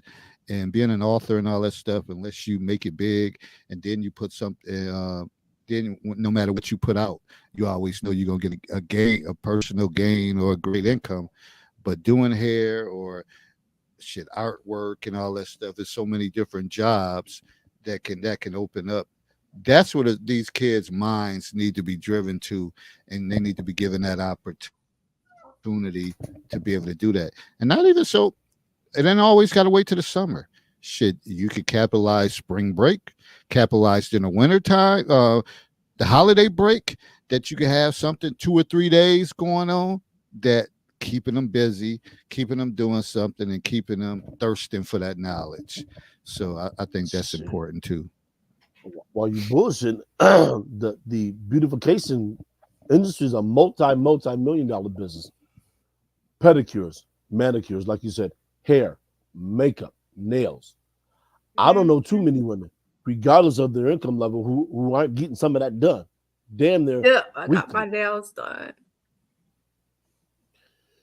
Pull them aside. And my Say, hey, look. toes to match. Pull them aside. Say, hey, look. You come here over Easter break. We gonna set this up for you. We can put you on the corner. We can get a couple of tables. Women, you ain't got to pay anything. We could come here, do your nails, show them all, tell them where you got them done from. When you get your grades to a certain level, you come here and work 3 or 4 hours a week. We gonna get you some money. Everything on the table. Everything's done legally. You're not gonna have to pay any taxes. We'll take care of that for you. We can start showing you how to invest this money. So when you get to be in 11th grade, you need money. You ain't got to go to your parents. You should open your own bank account. You can start investing. You can start building your own businesses. By the time you get to be a high school senior, you got 5 or 6 other people with you. You can go in on this little shop right here, 2 chairs, couple barbers. You're cutting hair, doing They used nails. to offer Hold up, hold up. cosmetology in high Hold up. school. I don't mean to interrupt you, Irv. You know, I was trying to do that in my damn office, but they shut that shit down. Administration shut it down. They was hating on the girls because I had the beauty shop. I'm just saying it's No, there. that was all- yeah. It's there. Now that was all funny games, but what really was funny about it, when I would post this stuff, somebody on TikTok was like, "Man, I wish I had like $1 million. I would donate to your shop."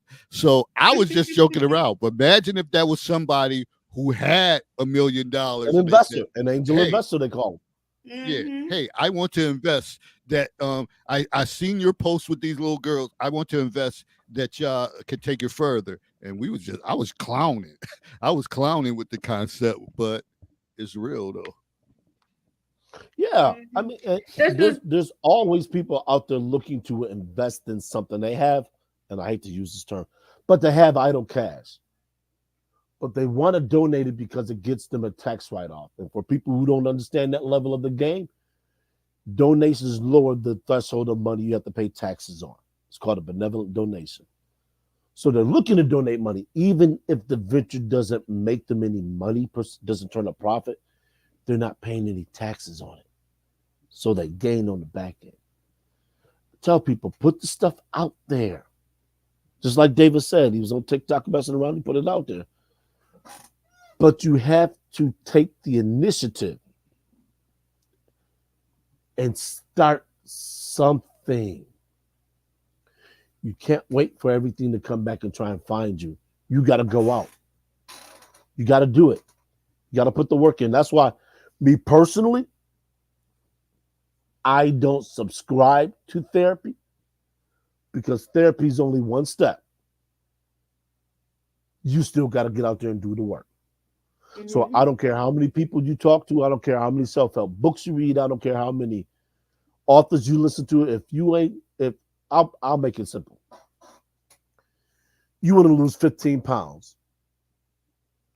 You can read all the books you want to on weight loss, on food intake, on nutrition.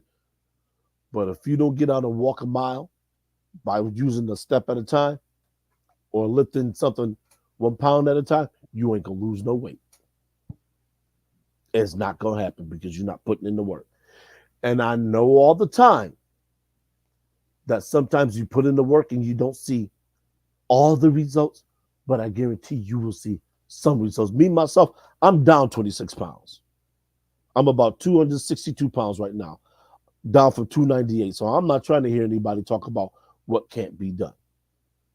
Either you do it, like, or you don't, and you stay where you are. You stay stagnant. Personally speaking, I don't have a problem if you stay stagnant. Like Julio said, I'll see you when you get there, if you ever get there. Oh, by the way, this is the post. Wait. No, it's not going to show up anyway. You got to read it. Yeah, just read it. Or read it or play it. Oh, hold on. Read it No. or play it. They can't see because of the light. What post is that? You talking about Julia Lowry's? Or something else? No, it was about Lewis House. He had Matthew Hussey on there. Explains why people feel comfortable with significant others who hurt them. Why you choose partners that hurt you. So this was, it's not just a female pattern. So this is what I was referring to. What was it, last week or the week before? And I said it explains a little better than I could, being comfortable with the familiar. Sometimes we're hurting ourselves living in survival mode. It's part of childhood patterns that we've formed of what we learned and what we know. As adults, it seems comfortable because it's familiar. So that can go for relationships or even self-help and development. What is that? Oh, that's your squishy? That's your squishy? Is that your buddy? I named him Park. I saw Park when I was coming home from work one day. Wait, hold on. But anyway, I posted that a day ago. So if anybody wants to listen to the video on it, the video is attached to my post on the Counselor's Corner. It's Lewis House, and he's has Matthew Hussey on there as a guest explaining that. I just thought it was really interesting because you don't know what you don't know. Okay, go ahead, Herbert. No, that little half a pineapple, I guess, I named him Park. I was on my way home from work one day, and I just got off the bike and started walking. And I walked by two people who were sleeping. One was on a bench. The other was on the ground. I believe male and female. The female was on the bench and the guy was on the ground. And it occurred to me that people often say that men don't care. Now, me personally speaking, I'm not sleeping on no hard-ass ground unless I have absolutely no choice or I'm camping. And I said to myself, I said, why is he sleeping on the ground and still sleeping on the bench? Then I said to myself, I said, people say men don't care about women. To me, that looks like he sacrificed a little bit more comfort so she could have it.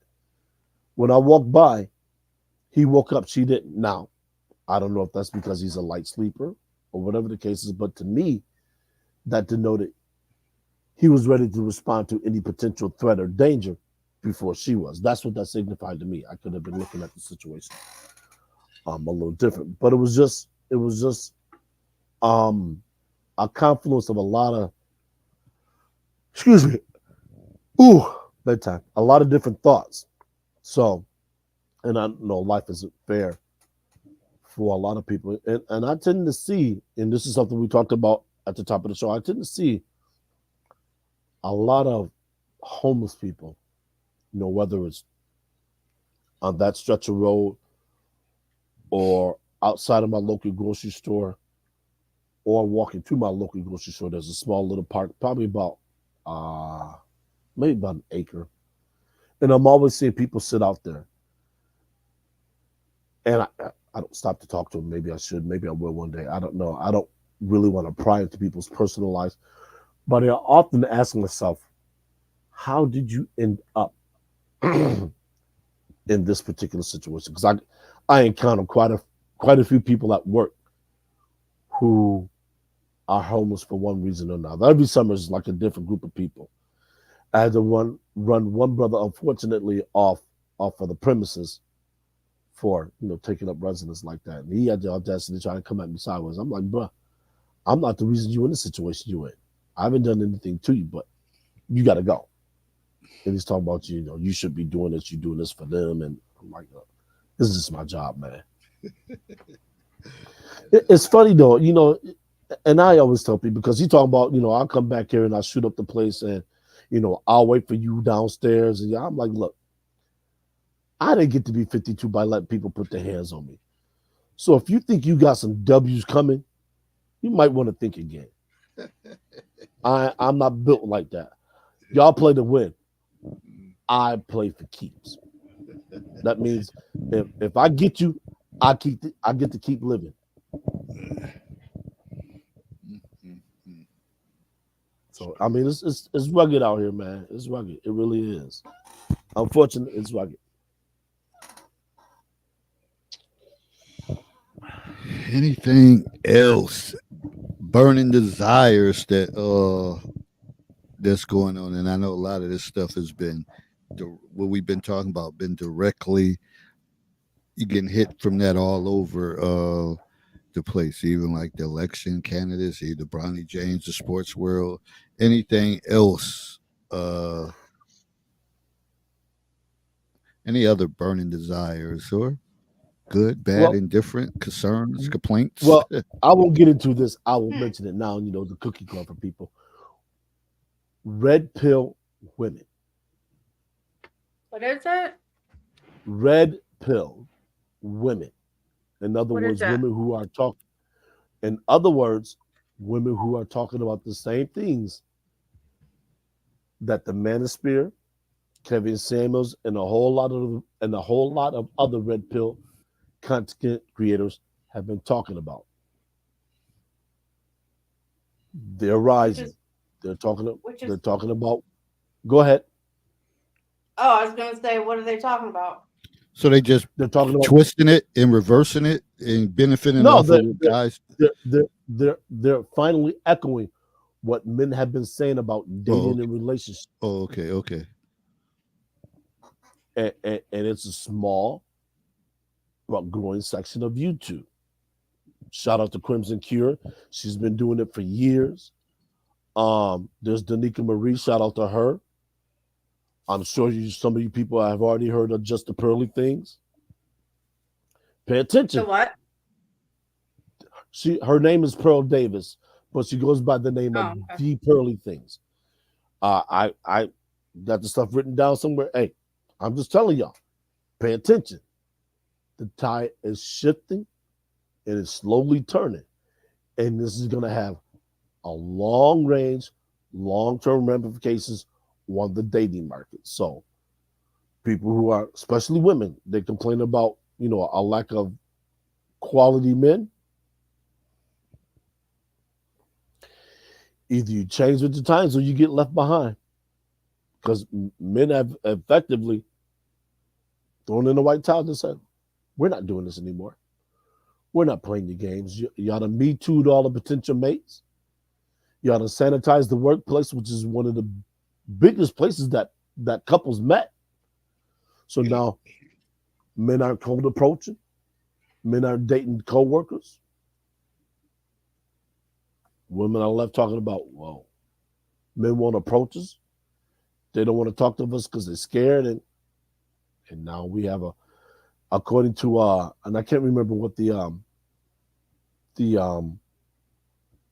data point was, that by 2025, 40 to 45% of women 30 years of age or older or something like that was going to be single and childless. And what's wrong with that? Nothing if you don't want somebody taking care of you when you get older. Same thing with men. I know a handful of men Newsflash. that don't have any children. Never been said, married. I said by 2025. And I said right now. See, and this is the problem. I'm referring to right now. You're referring to 2025. I said women. You know why it's more important for women? Because they can bear children. No. Because women live longer than men. So who's going to take care of the women if there aren't any children? Men have always been an afterthought. The largest demographic of homeless people, men. Where are the shelters for those men at? Where's the what? Where are the shelters for those men at? Oh, there's lots of shelters for men. Where? Right here, down the street from the local grocery store. A homeless shelter strictly for men. It's not as many as it's probably only a handful. Because there's some in Buffalo. You probably comparatively speaking. It's probably 1 to 10 ratio to comparatively speaking, Buffalo has more than Niagara Falls. It's bigger. No, comparatively speaking, it's for bigger. Women. No, comparatively speaking, for women. If we look at the rates of homeless men to women, what rate is who is more homeless? Men or women? Men. Why? Because the population of men is more than women. No. Try again. Well, more women in this country than men. That's my truth. But your truth is not the reality. Your truth is not the truth. That's my reality. That's my reality working with that population of homeless men. I'm not trying to debunk your reality. I'm telling you, your reality is not the truth. How isn't it when I've worked with homeless guys more so than there was homeless women? But you know it's more homeless women. I mean, homeless men than women. Yeah, I worked with that population.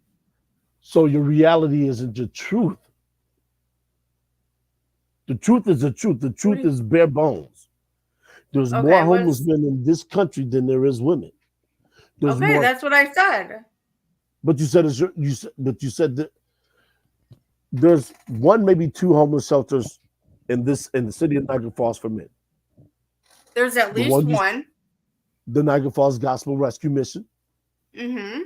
Where's the other one? That's specifically for men. Specifically. I don't know. I don't know. That's because there isn't any. There might be. I don't know. There isn't. This has been an ongoing. I don't know for a fact. But I'm telling you, there isn't any. The YMCA, the YWCA on 6th Street has been there for at least 15, 20 years. Women and children only. This is something we talked about months ago with the advent of the YWMCA, which stands for Young Men's Christian Association, which was developed specifically for men who are homeless. Then they changed it to the YWMCA, which is for women. Oh, you know what else? You know what else? There's a lot of homeless men that don't want help. So if there's more homeless men that are seeking that level of assistance, there would be more shelters because there would be more of a need. But just like Heart, Love, and Soul, when people go there for breakfast and lunch, they encourage people that need a meal to go there to eat. You know why? Because every person they get to eat, that's supporting their documents to get money for that population. Even when I used to go there as a resource when I worked at a particular job. I say, you want breakfast? Go ahead and eat. Yeah, but and then some people feel like they're gonna, even if they need a meal, they're gonna take away from other people. But that's not how it works. That's not how the funding for that works. So in my experience working with homeless men, they don't want the help. So Why? What's the point of opening another homeless shelter specifically for men if it's not going to be used? Well, I think it's a But see, pride issue. that's the point. That question is never asked for women. They will open it from women whether they're full or not.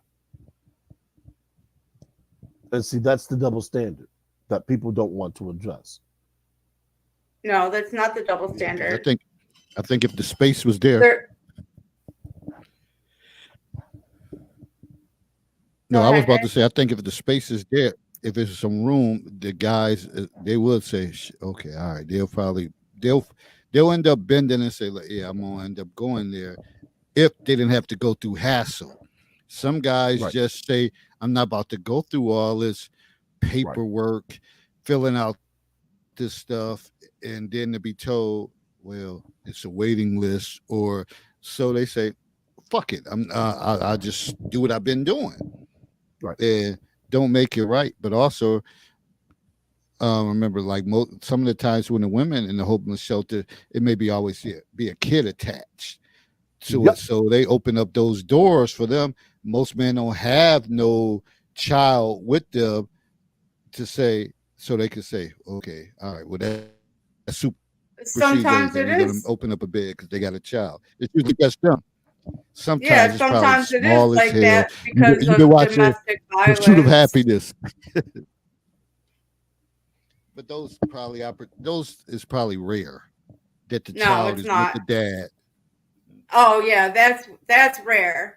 I was talking about domestic violence or domestic partner violence. Or would a guy get put out and he got nowhere to go? when the woman has to leave because it's not a safe environment for her and the children, or her and the child, or herself. And they make sure they're secured. Right. But to me, if I was in a situation like that as a guy, I would probably leave. I would leave if it got to that point. But I'll say by you saying that, you're probably not a typical abusive domestic violent partner. Guys that will not leave that situation themselves because they are mentally getting something out of it. And I know it's different variables, but I'm just saying, for anybody listening, whatever, before I would put a woman and my child out, child out in the streets, I would rather go in the streets than to put them out there. To me, I would rather walk away that they're comfortable in a situation, and then I have to find somewhere to go. Don't think I would be homeless too long. Somebody will pick me up. I'll fight a war bid. But you're gonna be a homosexual. No, just pass the time. No, I'm saying because you're in your right mind about it. Yeah, I Abusive know. men are not in know. the right mind. I understand that. I'm just I being dealt with facetious one. and It just going was- through it. Just talking. It's crazy. But anyway, I ain't got nothing else to say. Me and Buddy's about to sign out. We're about to sign off, huh, Buddy? Yeah, we Buddy's could give us a sleeping. you could give us a closing comment, and then we can get up out of here tonight. I don't have a closing comment. Oh, it was a lot North said. You Avenue said a lot. connection strong. Right, there we go. We need to have another North Avenue connection. This was 2021. What the hell? David Lorenzo, we have lover. we have to bring that back, and eventually we have to come up with a new thing other than just a little cookout thing. But we'll have to. Did we bring have the- like a whole weekend the last time? We had the club get together, and then we had the picnic the next day. Yeah. Eh. Oh, when does the But Buffalo other Bills than that, play the Ravens? Other things that we talked about. I don't When's know. the Buffalo Bills I don't play mess the with the Ravens? Ravens. Oh. I'm going to a Depends on who's in the preseason league. game in Philly sometime. Really? I don't know when. This Saturday is my 30th high school reunion, and I cannot believe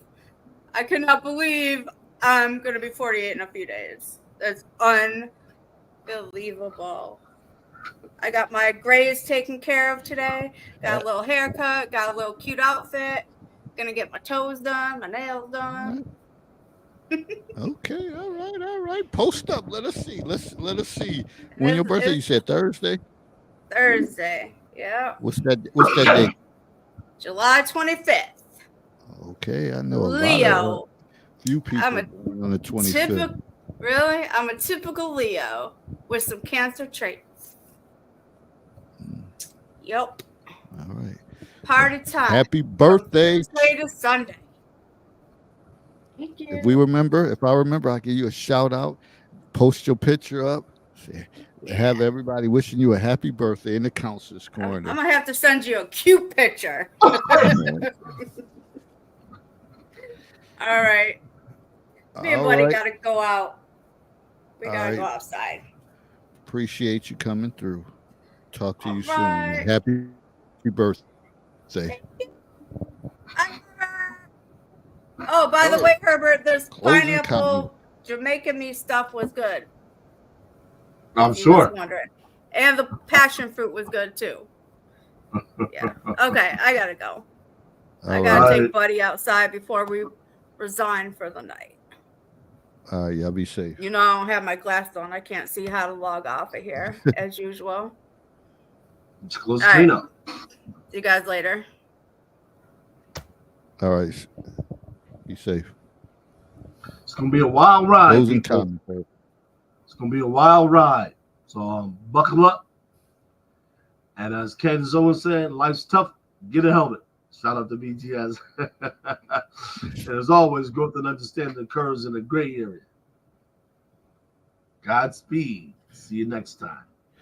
Don't put bricks in the wall of the conversation. Take them out. On the things that we talked about, yeah, it is going to be a wild ride. It's going to be interesting. The thing about it is, you have to be able to be open mind and deal with some of the things that's going to be said. Cutting people off, not being friends with them, shit. If you feel based on this candidacy in the race that, oh, this person don't like black people or this person don't like white people, you already should have known that from the beginning. It was probably other signs to tell you that. But when you wholesome into who you are, you don't get caught up in that. You don't get caught up in that. And I'm not I'm not gonna get entangled up into that. I'll watch what's going on and see what people are talking about. And it's gonna be what it's gonna be. And but it's gonna be a lot of friction and probably division occur because this is also kind of like David versus Goliath. The higher powers to be with a white man, Donald Trump, against a black woman, Kamala Harris. So it's a lot of things is going to be different. So again, it was different, I think, with Barack because I think he brought. Of course, he was a black man, but I don't know if he was viewed as a black man by masses. But I think he brought a little. I want to say a little urban cred. Not even that he did anything, but he just his charismatic ability and uh, shit, the walk, the dip, all of that stuff that he people galvanized around him. So I think one thing that, and I'm no campaign manager or anything, Kamala probably, from what I'm seeing, she probably gonna have to gear something towards to convince black men to come away to try to pull that in. Because if she don't get that, she don't got a chance in France. If she can't pull that in, because we already know how this is gonna be, and this. And I think just in everyday life, it's just going to be people going to have certain confidence levels during this time that certain races may get tried. It's going to be different. If y'all think back to it, when Barack was running this stuff, a lot of people were shook when he was the head for like 8 years. He did it. He was 8 years, right? Correct. Yeah. Sorry. Yeah. So, yeah, a lot of people were shook. And other people was getting elevated, and people felt they was getting elevated because he was the president. And now, but I always said that somehow this shit was gonna flip. Eh, the simple fact that what's his name, Donald J. Trump is able to be the prime candidate, let us know that something ain't right about the way shit's set up in this country. But it's been like that. We already know that. And that's why certain people always said that we need to come together. We need to stick together. We have to stay together. Y'all don't want to do that shit. Y'all want to kill each other, talk bad about each other. And now y'all want to pull out y'all pearls and converse and rally around like about Kamala, and y'all don't know shit what she talking about. I find all that stuff fascinating too. And this is a long talking point, but hey, I ain't got shit to do. But I just find it fascinating how people can galvanize and all the money that got donated. But I bet you if it was somebody right in your neighborhood that needed something or whatever the case is, y'all will fucking turn your head in a heartbeat. Or you would do it because it's trending and other people was doing it. So it always takes somebody to be the trailblazer to get something going, and then other people may follow suit. We got to stop being so basing everything on trending. We got to do shit like because it's the right thing to do, not because everybody doing it. And you see all these people. Oh, I back her. I'm support her. That's just like forming cliques. I don't know her. I don't know Trump. I can say this though. During them times when Trump was the president, it was live. It was lit. It was a lot of shit going on. And it was a different atmosphere. like, cause you didn't know what to expect when you wake up, like what he tweeted or what was going on. Sleepy Joe and Kamala, that shit was dead as hell. And it felt dead. And I think it played on a lot of people's psyche. Like, I can't believe these 4 years went by, but shit, it seemed like we slept through it. And it was a microcosm of what went on during this administration. I'm like, this shit horrible. Like, have they said anything? What's going on with them? See, I need to think about all of that. So it's gonna be wild. Buckle up. Be yourself. At the end of the day, be yourself. Stand for what you stand for, and don't let nobody take you out of your character, because you're gonna get challenged. You damn sure gonna get challenged. And the more you post and the more you agree, people gonna be reading that, and they gonna challenge you. You may go to work, and you may have a group of people like, oh, you see what she posted? Oh yeah, she talking all this about Kamala, whatever. She so all of that shit about to come out. But if you someone who just walk in your own personality and do what you do, they'll be like, yeah, I wonder what he think, because that's what they gonna say about me. I wonder what David think. You'll never fucking find out unless I talk about it over here. And pretty much I'm just saying in a neutral thing. But overall, yeah, you just control your emotions, because that's the only thing you can control. You want to add anything else, Herb? I'm flat. I'm good. All right. So with that said, we out. On to the next one. See y'all next time. Everybody be safe. Be well. And as Herb said, buckle up. We about to go for a ride y'all never been on. Trust and believe that. Yeah, you're gonna lose people. You may gain some people. You may come home hurt, devastated. Some of y'all women may come home and your husbands may say, shit, you shouldn't have been running your mouth. Shouldn't have been posting that shit on social media. Or whatever the case is. So it might be some household friction too. A lot of shit about to come out. Y'all ready for it? Some of y'all are. Most of y'all not. All right, we out. Be good. Be well. On to the next one. Peace.